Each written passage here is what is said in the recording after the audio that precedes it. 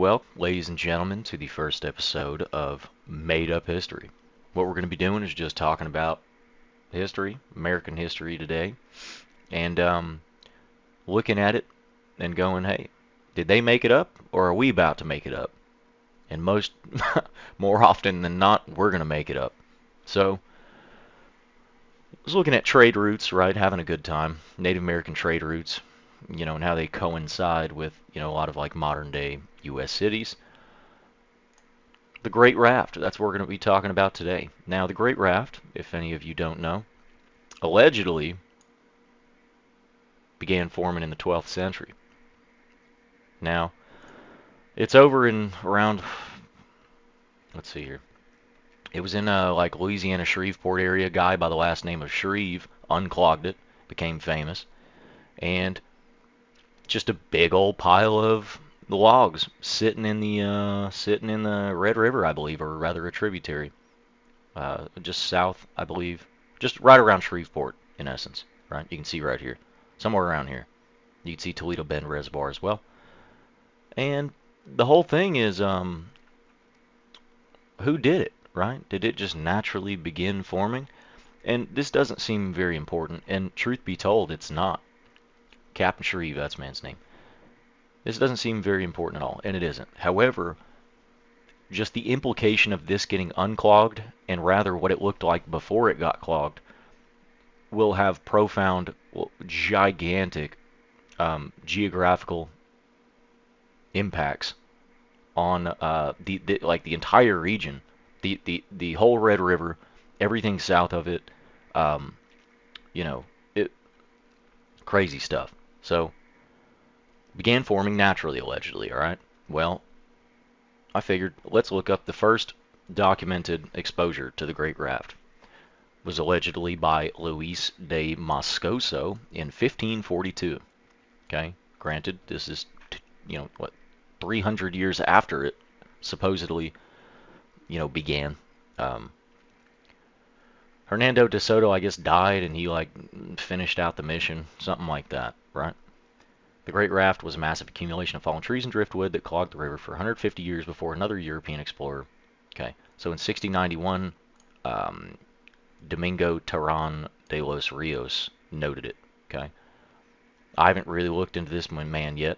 He might actually have a real account of it. 150 years after people started exploring in the region. It's fascinating how this natural phenomenon shaped the lives of Caddo Indians and later influence. Okay. What was Luis de Moscoso's account of the Great Raft? His account is limited, and he didn't leave detailed records. Okay. So what? He told somebody that he saw it? However, it is known that he encountered the Great Raft, okay, while leading the expedition after Hernando de Soto's death.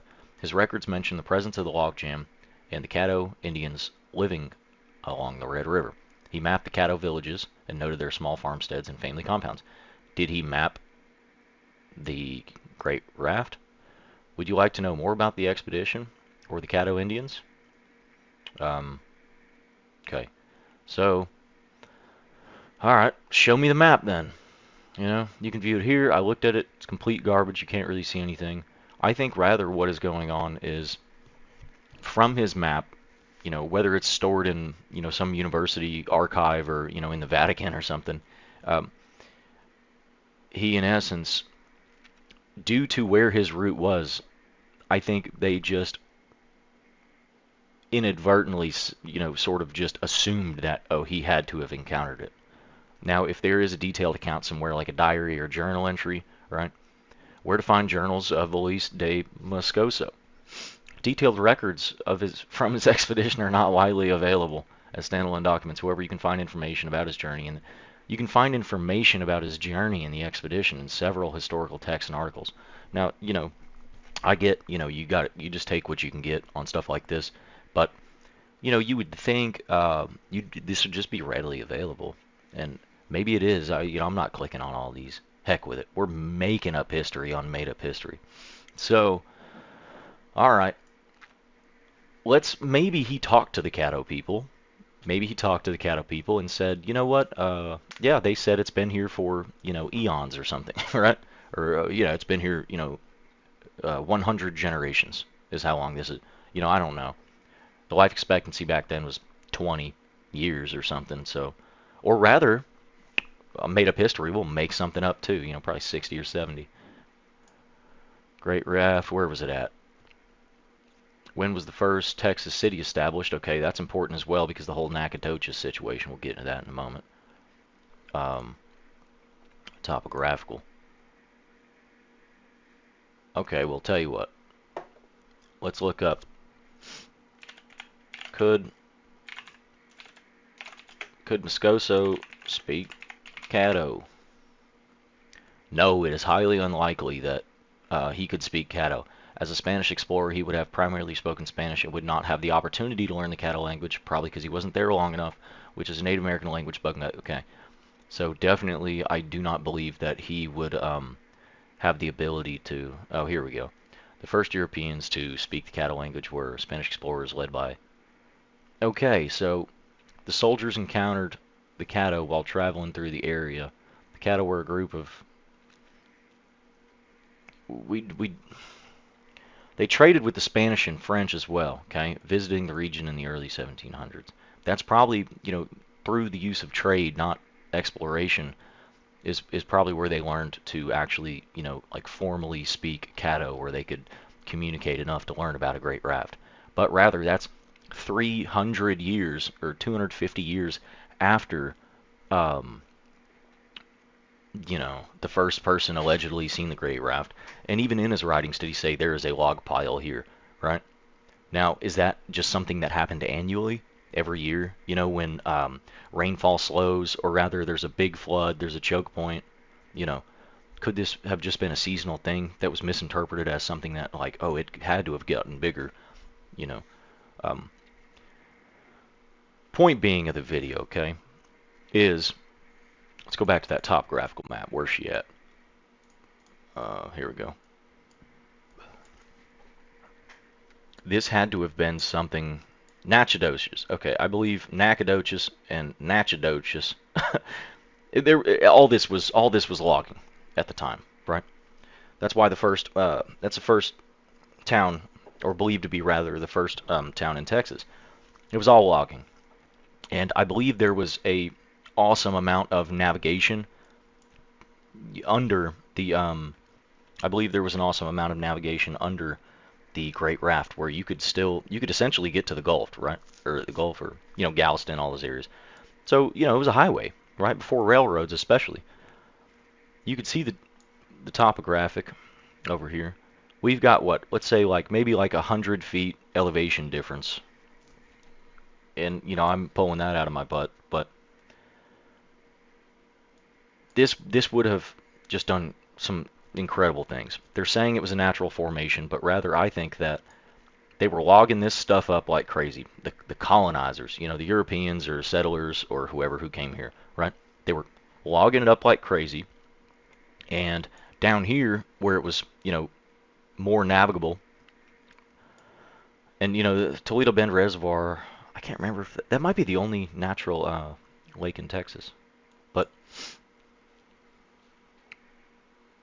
they were logging it up like crazy. They got up here. There was probably some sort of choke point down here, and they tried to keep just pushing it up north, logging, sending them all down to probably Natchitoches, if that is a logging town. I didn't look that up enough, but sending them down, sending them down, sending them down. Okay, well, maybe it gets dry, something like that. Boom, they all clog up. Or one log gets clogged, another log gets clogged, another log gets clogged, and then, it floods and just gets worse and worse and compounds.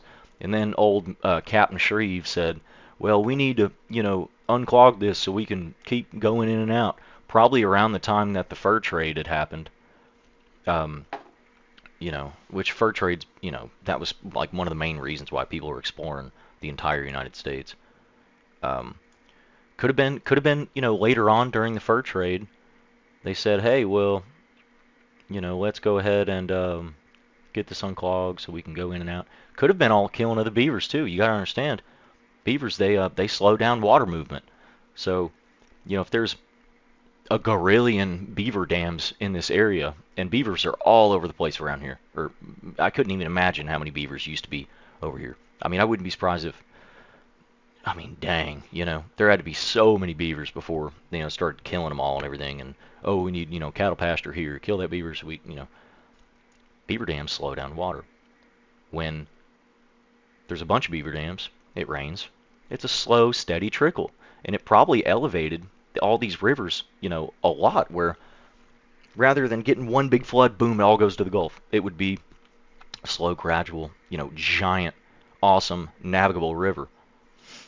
And kill the beavers, okay, water levels go down. Um, you start having these torrential floods. On top of that, burning, right? You would have Native Americans to control burns and stuff like that to open up area for, hunting, things like, probably agriculture as well. And could have been that. I think there had to have been a giant influence going on in the area. We have Jefferson, Texas over here. Why this is all important is because for the longest time in Texas, here's Jefferson. Okay, so this used to be navigable all the way from the Gulf. You used to be able to bring a steamboat all the way up here, and I think this was the furthest north area, essentially, that you could travel by like steamboat or tugboat or whatever to get to, like higher areas of Texas. Now, I can't remember what happened. It's been a while. It's really nice. You can see this used to be a gigantic city at one point. If you go there, there's a whole lot of historical towns. Very beautiful, right?